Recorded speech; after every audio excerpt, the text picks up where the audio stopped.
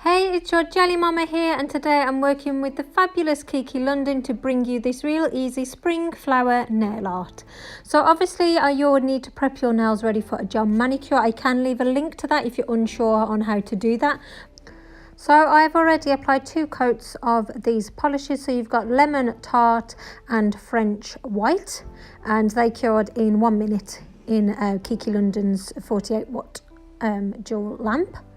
And then I'm taking the same French white and I'm kind of like just doing 5 dots, and I'll bring these all in together. And these are obviously going to be the flowers.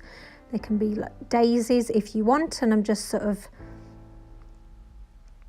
placing them on the nail like so, and then putting another 2 dots on the corner.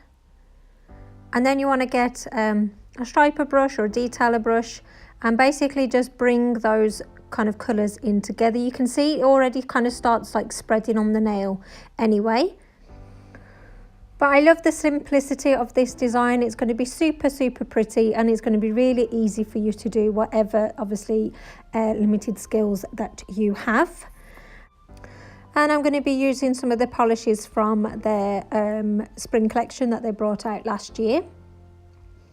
So basically I'm just going to get a medium-sized dotting tool and I'm placing a different colour inside of the nail, and it just kind of brings that design together, and it's just like a nice little pop of colour, which I'm really into right now. I do love like having quite a plain background or a plain base or whatever, and just having pop of colour, whether it's one colour or multiple colours.